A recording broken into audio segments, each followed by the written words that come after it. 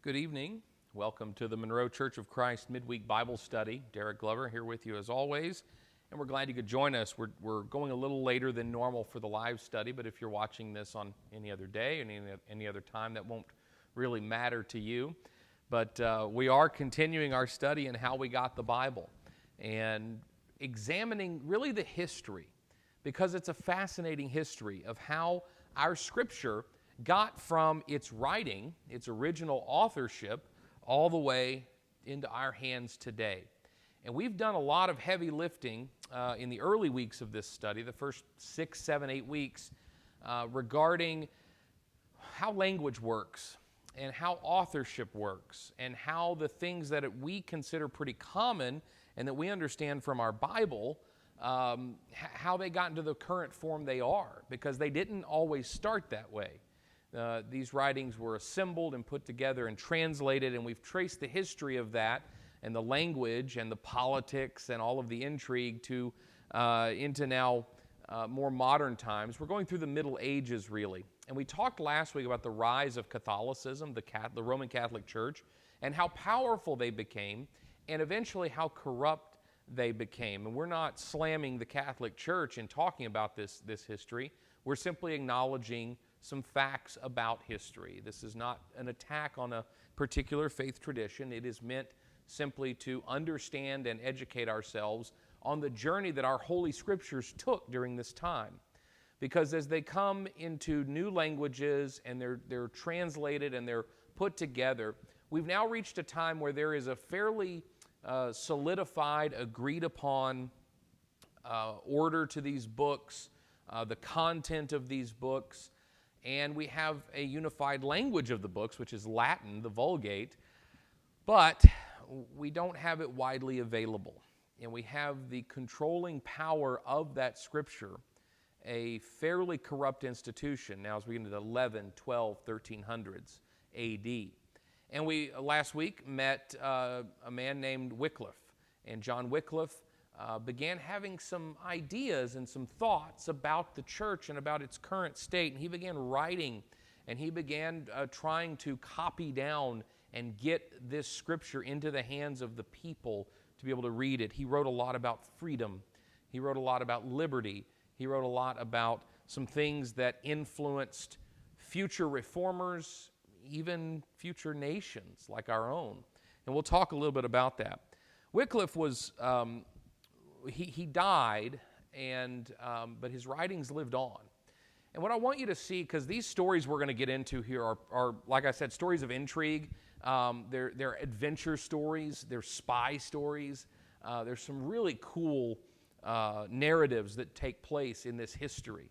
But what I want you to see through this is a couple of things. Number one, English speakers don't have a complete Bible they can read. So Northern Europe is without Scripture that they themselves can read. In fact, much of the world is without a complete portion of Scripture that they can read in a common language. Okay? So that's the first thing I want you to think about. And ask yourself the question, which we sort of posed last week, which is, what does that mean for salvation? Is the Bible something that we have to have all of it and understand it perfectly in order to be saved? If that's the case, we're going to have some trouble dealing with these centuries in which it wasn't available. We talked last week about walking by the light that we have. That is not in any way to diminish the authority of Scripture. I'm thankful I live in a time where I can read the Scripture for myself and understand it, but I also want to understand the place that Scripture has in my life. And I don't believe that history and understanding God's nature would indicate to us or make us believe or think that we couldn't understand who God is and what He's teaching us without all of it. So we have to consider that question. The second question the second thing I want you to see and notice as we're going through this is to understand how God is working in different parts of history, and some of these things are happening simultaneously as God works His will and continues to get the Bible into the hands of people, get the Scripture, get the message, get the direction. And we believe that Scripture points us to Jesus, and it's that which saves us, Jesus, that is. So we want to consider those things. As we go through this history, think about that. What does it mean that they didn't have the Bible? What does that mean for their soul and salvation? What does that tell you about what the Bible is? And secondly, I just want you to look on in awe of how God works, how He moves amongst the people, and how He moves amongst these important people in this history to accomplish what He wishes to accomplish. So last week we ended the discussion of John Wycliffe and began a discussion of a man named John Huss. Huss lived in the time after Wycliffe. He did not know Wycliffe. He was born in 1369 in Bohemia, which is a region of what is now the Czech Republic, or Czechoslovakia, as it would have been known at a different time in history. But he grew up there.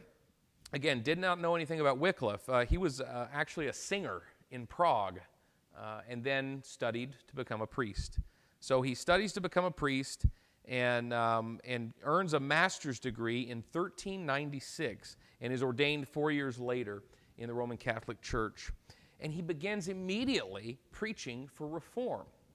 Why does someone like John Huss in the middle of Bohemia in Prague begin preaching for reform early in his career? Well, he had found the notes of the students of John Wycliffe. Remember, he was at Oxford. He had found the notes that had been carried forth of Wycliffe's teachings on reform, and he had begun teaching them himself. He found these notes 30 years earlier and began teaching them and distributing the writings of John Wycliffe. And he was convinced that it was time to begin the reform of the Roman Catholic Church. Well, word got around to Pope Innocent VII, and he directed an archbishop in 1405 to go after Huss and to put an end to this heresy and to end his teaching and his distribution of Wycliffe's work. Around this time, a document from Oxford made its way to the hands of John Huss that praised Wycliffe, and he read it before the congregation, his congregation, and in doing so was declared by Pope Gregory to be a heretic. You'll notice that there was Pope Innocent and then there was Pope Gregory. Why two popes? Well, there were many popes, and it's a really fascinating time in history for the Roman Catholic Church. We'll get into that in a minute. But Pope Gregory declared him a heretic. And being declared a heretic, if you've ever heard in Muslim cultures, and in countries that are Islamic, they will declare a fatwa against someone. This is a death sentence. This is permission to have this person killed. Heresy in the Catholic Church was very much the same way. And so John Huss was declared a heretic by Pope Gregory. And the Pope and his people, his armies, his agents, they went after King Wenceslaus, who was the king of this region at the time. And King Wenceslaus, buckled to that pressure. And he ordered that Huss's work be taken and destroyed and put an end to. But a very interesting thing happened to the papacy in the early 1400s. It was in 1408 when Gregory XII was the pope. He was the pope in Rome. But about 50% or half of the Roman Catholic Church decided they didn't want Gregory as their pope, and Benedict XIII was appointed as pope. So now we have two popes. So there's a civil war going on in the Catholic Church at this time. Well, Pope Benedict XIII, with about 50% of the support and the armies of the Catholic Church, moved to France, Avignon. King Wenceslaus, I'm going to get it right. King Wenceslaus saw political opportunity. To understand his political opportunism, you have to understand the political and religious climate. When Rome fell, which it did, you had the growth and the coming up of the Roman Catholic Church alongside the Roman Empire as it was beginning its long and arduous descent into destruction. So when the Roman Empire fell, what remained was the Roman Catholic Church. And that political religious entity became known as the Holy Roman Empire. King Wenceslaus looked at the situation and he thought well, it would be really nice to have the job as emperor over the Holy Roman Empire. So he decided to throw his support and his weight behind Pope Benedict, who was in France, and in order to gain his favor that he might become the emperor of the Holy Roman Empire. So this was the secular and religious authority of the time, was the Holy Roman Empire. So he goes to Benedict and pledges his allegiance to him. In response to that, basically all of the University of Prague abandoned the king. So the faculty and staff, large portions of it left in protest. And what happened was that John Huss remained in Prague, and he remained as the rector of the university and the spiritual advisor of the university and the senior member of that faculty. And he had the freedom and the opportunity to teach from that platform about Wycliffe and about his teachings. Also important to note here, very little of what Huss did was original. He was mainly someone who took the writings of John Wycliffe and continued to help them to gain traction and to be heard by larger and larger numbers of people over his time. So while he wasn't much for originality, he certainly had a mighty hand in continuing the legacy of John Wycliffe's call for reform. So the Council of Pisa met to determine which of these two popes was the pope. So the Council of Pisa comes together, and they're going to determine who the pope is. Well, they couldn't decide, so they appointed a third pope, sometimes called an anti-pope. That was Alexander V. And he issued a papal order, what they call a papal bull, a papal order that banned the teachings of Wycliffe, and this was under penalty of death, that all of his writings were to be confiscated, destroyed, and those who possessed them would be required to recant, disavow themselves of what they said, or face death. And they also banned free preaching. Now, let me explain what that is, because that's a little bit odd for us. You could not preach without a license. You had to be ordained by the Roman Catholic Church. In some denominations, this is still required. In the churches of Christ, and in many of, I would call more modern community churches, Bible churches, independent churches, which are becoming more and more prevalent, you don't have to have, they don't have, there's no denominational power behind them. So there is no ordination. There is no requirement. The ability for anyone to preach the gospel or to preach Scripture was not always available. You had to have the proper credentialing from your church, and in this case, the Roman Catholic Church. And so free preaching was banned. Anyone caught preaching without a license would face punishment. In 1411, Pope Alexander V died. John the 23rd is appointed to take his place. Again, they were both referred to as anti-popes. And John the 23rd launched a crusade against Pope Gregory in Rome. Remember, you have Benedict in France, you have Gregory in Rome, and now you have John the 23rd, and he launches this crusade. In order to fund his crusade, he ordered his priests, to almost like a sales force, to begin selling indulgences. What this is are prepaid sins, okay? You can pay for a license to commit sin that you'll be forgiven for. So you're prepaying for forgiveness. And this had already been a problem where if you had money and you had means and you could pay enough, you got access to the church. You got access to forgiveness from sin, declared innocent of what sins you committed by the church because you had the ability. And so indulgences were a prepayment plan for sin. And the church began taking part in this, doing that in order to fund a war, essentially, against Gregory in Rome. This led to further corruption, and it gets pretty dirty. It gets pretty corrupt. The Roman Catholic Church had begun and continued to head down a path of abject corruption in their time. So Huss's followers took this order, this papal bull that was issued by Alexander V, and they took it and burned it in public. said, we're not going to follow it. Now that's an act of treason, if you will. So they burn the papal order. And as a result, 3 of the people who were part of this little mob were actually publicly executed. They were beheaded. And they are some of the first martyrs of the Protestant Reformation, which is beginning to take shape, although it's going to be another 100 years until Martin Luther, until he comes into the picture, at least 100 years. In the aftermath of this, King Wenceslaus supported the people in their rejection of this order. Now, he did this in order to build support for his rule. Again, he still has aspirations for being a Holy Roman Emperor, and if he gets the people on his side, he believes that he can achieve that. So the people of Bohemia in this time are circulating a lot of writings from Wycliffe and from Huss. And Huss is basically just rehashing Wycliffe's writings.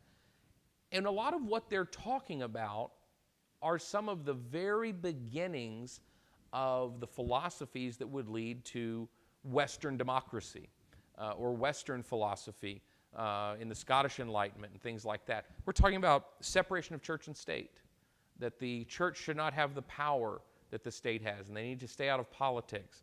The freedom of people to govern themselves. These ideas that are at the heart of what we understand in our nation, in our country, and in Western democracies, they began here with Huss and with Wycliffe and in Bohemia, in Czechoslovakia, and they taught these things. Essentially, the birth of our Bill of Rights has its origins here. So the Pope responded to this with an order against Prague, and this was a death sentence to the city, because what he ordered was no one, under threat of excommunication and punishment, no one is to do business with this city. Don't bring food in, don't bring supplies in, no trading of goods and services, essentially a siege over the city in a political sense, and that would have been detrimental to the city. So, in an effort to save the city, Huss decided he had to leave. And in leaving, he preached a final sermon, and in that sermon it's recorded that he said that all Christians should accept Jesus as the head of the church, not a man. And it's probably the first time in almost 1,100 years that that idea had been preached. That's pretty amazing. That's pretty amazing. So Huss is on the run. And during this time, he is writing and he's distributing everything he can. He's writing for reform. He's giving it to people to carry out and to get out to more people, to spread. Some of the people who desired his writings the most and sought them out were actually priests. Because remember, priests didn't really know anything about the Scripture. Many people bought their way into the priesthood. And so the priests themselves were by no means scholars or theologians. And they would read Huss's writings and Wycliffe's writings, and some of them would end up resigning their priesthood, leaving Catholicism. And much of what Huss was doing was, of course, rewriting Wycliffe. And then, politically, things take a turn. They take a turn when Wenceslaus dies and his brother Sigismund becomes king. Sigismund shared his brother's desire to be Holy Roman Emperor. And so he's definitely got some political opportunism about him, and he's wanting to try and elevate himself and gain favor with the church so that he can do so.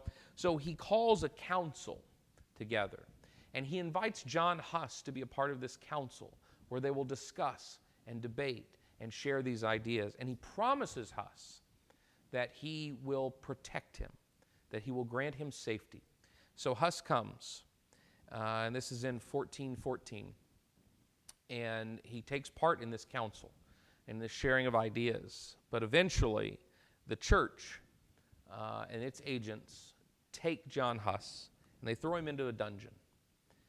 Now, Sigismund objects to this initially because he says, I promised him safety. I made a promise to him, and I have to keep my promise. You're forcing me to break my promise. And the church said, no, we know you made a promise, but don't worry about that. Don't worry about that, because on the basis of your mental reservation, you're forgiven. See, this was also a part of Catholic doctrine. It's largely been removed from Catholic doctrine as of the mid-20th century. But it was a part of Catholic doctrine. And that is, you could make a promise or you could tell a lie, and you could break that promise.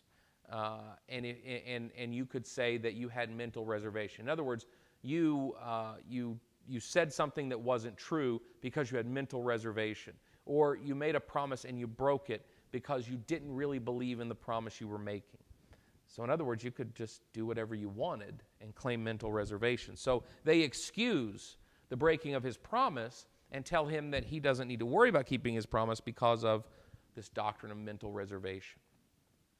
73 days, that's how long Huss was left separated from his people and essentially tortured in the dungeon. 73 days he spent in suffering. And then he was put on trial, in a sham of a trial, where he was asked to recant everything that he taught. He was asked to deny the teachings of Wycliffe. He was given opportunity, and he said, I will not deny anything. I will not take back anything. I will not apologize. I will not recant unless it can be shown to me that that which I have taught is contrary to Scripture. Much like many of us, John Huss wanted book, chapter, verse to show what he was saying was wrong. So in this sham trial, he was eventually found guilty. And Huss was stripped naked in public. He was beaten. He was tied to a post by his hands and by his neck in the middle of stacks of his writings that were then lit on fire. And John Huss was executed by being burned at the stake, burned alive. This action led to a revolt of the people. And ultimately, and at this point, they're referring to these followers as Hussites, okay, the followers of John Huss, and the followers of the teachings and the legacy of John Wycliffe. 4 crusades. Now, we hear about the crusades a lot, the battles between Christians and Muslims. But there were other crusades that the church went on against other Christians. There were 4 separate crusades, wars essentially, waged against Prague, against Bohemia, against the people, the Hussites. And every one of them failed. The Hussites were able to fight them off. Within 100 years of the death of John Huss, 90% of the Christians in Prague were supporters of Huss. They were supporters of the legacy of Wycliffe. They were supporters of reform. Within a century of the work that John Huss did, he gave his life in the belief that the people should have the word, in the belief that these sacraments and these religious symbols and these traditions should be given back to the people, and that we should be able to take part in them. He fought against the corruption of institutionalized religion. He fought against the corruption of theocracy. And he fought for the legacy of John Wycliffe of liberty and independence. And his work continued that legacy to echo throughout centuries. Again, it's another 100 years before we get to Martin Luther. But the work of John Huss helped to influence what would come about in other parts of the world. One other important thing that's happening in this time. As Huss is writing, and as one of his students, a man named John Purvey, as he was writing, in all this time, because they're distributing so much, this is beginning the process of the standardization of the English language, standardizing English. Because English, there was no set English language at this point. You couldn't write something in one part of England and send it to another part of England and it be able to be read. So the standardization of the language is taking place from the time of Wycliffe on down through Chaucer and others. They are standardizing words and language and letters and grammar.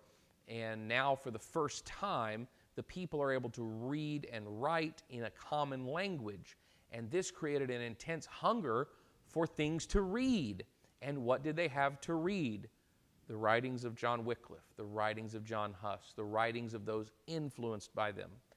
And some very important things historically and spiritually are all going to start to come together, because we're going to talk next time about a gentleman in Germany who was experimenting with a new way to produce printed material. And he is one of the key people. He and some others who were contemporaries of his were key elements in making it possible for you and I to hold in our hands the Scripture and the Bible. It's really fascinating, and I hope that you'll continue to join us on this journey as we look at how we got the Bible. We will see you next week, and we're going to talk about some fascinating people like Gutenberg and a man named William Tyndale, and I hope you'll join me for that. Take care. We'll see you next time.